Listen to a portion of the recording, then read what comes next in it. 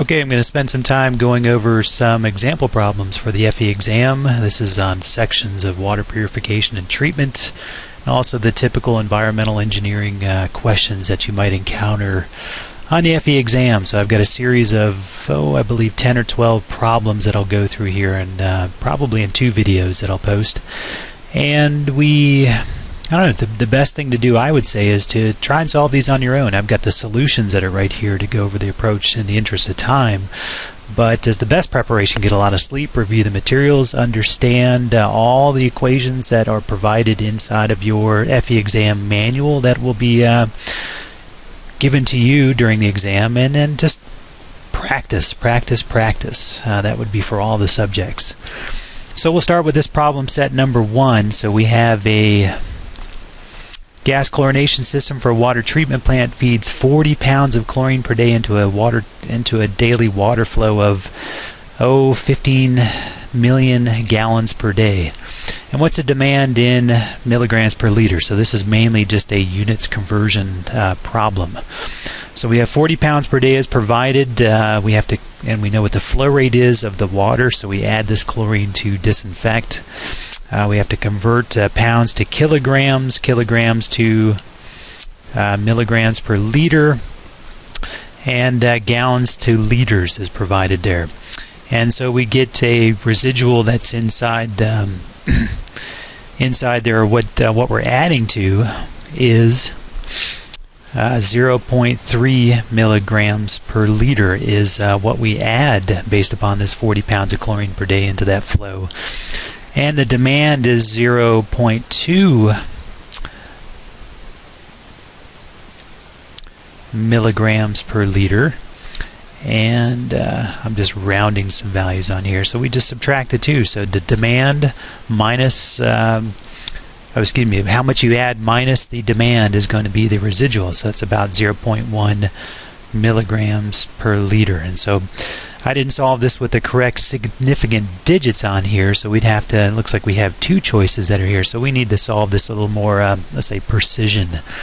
And so we have a chlorine demand that is approximately, if we did this, 0.12 milligrams per liter, and so that answer would be part B. So we're going to have to carry these units or digits throughout this process. Let's go to the next problem, and so let's just pan down. Trickling filter. Plant treats 2,000 cubic meters per day. We might have to convert that to liters, I'm fairly certain, of sewage sludge with a BOD5 of 300 milligrams per liter and a suspended solids concentration of 250 milligrams per liter. That is a common BOD5 and suspended solids concentration. Looks like the primary clarifier, this would be the first unit operation that the waste would intercept, removes 40% of the BOD5 and 70% of the solids, typically through sedimentation. And the solids generated by the secondary processes result in that many kilograms of BOD5 per kilogram of solids.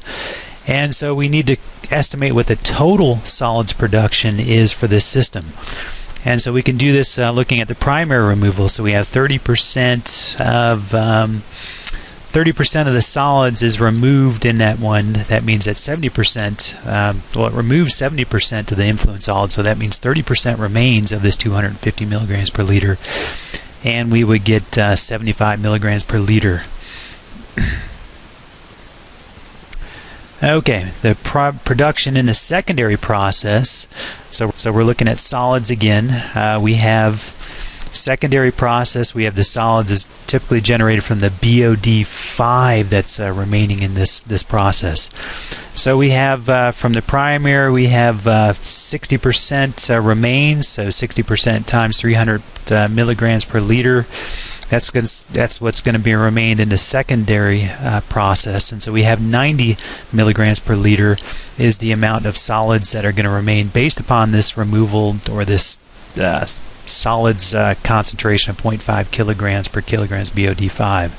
So we add up 75 and 90, and then we need to change that or convert that to kilograms per day. And we would get 330 kilograms per day for that process. The answer would be D. Okay, let's go to the next problem. This would be the third problem here. So the BOD5 of a given wastewater is 300 milligrams per liter. The ultimate BOD is 500 milligrams per liter. And so we need to find the reaction rate constant, E, base E, that the K reaction rate constant for this problem. So we look in our formula text or formula book for the FE exam, and we would find this problem: Y sub T is equal to L 1 minus e to the negative kt. And so we're going to solve for this K value, this reaction rate constant value. The terms that we need to plug into this, so this Y sub T is going to be our BOD at 5, and then L would be the ultimate BOD that is given in the problem. And essentially plug and chug, and you would get solve for this 0.183 days to the minus 1. Just make sure your calculator is set up, to get rid of the E. It's the natural log of that, to invert that. So make sure your calculator is set up to do that, or you calculate this correctly. Let's go to the next problem. So water treatment plant adds chlorine gas. This is similar to the first problem that we solved. And the water treated daily is looks like 40 million gallons. So how much chlorine is going to be needed? So it looks like another units conversion. We know the concentration that's added of chlorine, convert to milligrams, convert to kilograms. Our conversion of liters to gallons, 3.784 liters in 1 gallon, and then our total volume at 40 million gallons, and be about 530 kilograms would be required in that process. Next problem, wastewater has a sample of BOD5 of 350 milligrams per liter at 20 degrees C, and the reaction rate constant, this time that K value reaction rate constant, is given at 0.2 days at 20 degrees C. So we don't need to convert the temperature on this one, but we should make sure we know how to do that using that temperature conversion factor that is provided in your reference handbook or formulas handbook. So same equation that we looked at before, the Y sub T is the BOD, and for this one 5, BOD 5, and we need to calculate the L, the ultimate BOD. And so essentially putting in the values for that T would be 5 days. K is given, a reaction rate constant 0.2 days. Just make sure our units are correct. We would solve for this L, and that's given at 350 milligrams per liter, and we would get about 550 milligrams per liter, or the answer would be B. And our last problem for this initial set here is looking at the BOD reaction rate constant K. Okay, so here's our temperature conversion, and so we have this process. A lot of textbooks get this well, let's say wrong. The textbook that we've been using in our class has this formula incorrect. So just make sure you're using the right one that's in your FE exam, formula handbook. And so we've got a K20 is the BOD reaction rate constant, our K value, for this problem. And so now we need to solve for the 7-day BOD at a temperature of 17 degrees C. So we would first need to do our K reaction rate constant conversion. So we need to solve for K17. There's the K value that was given at 0.2 days, and then we have our K value is provided, so we have 17 minus 20, so our new K value, which the reaction rate constant would be a bit less because of the lower, colder temperatures at 0.174. And then we plug that into our previous equation that we used.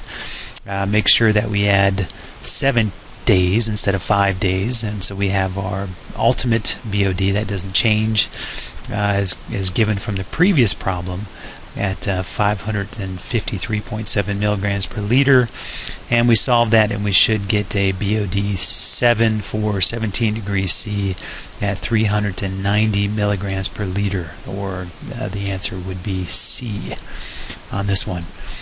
So this concludes the problem set 1. I'm going to post another video that has the problem set 2 for some additional 6 problems that you could expect on the FE exam. Again, practice these on your own. Just be proficient at finding formulas and solving solving these types of problems in environmental systems.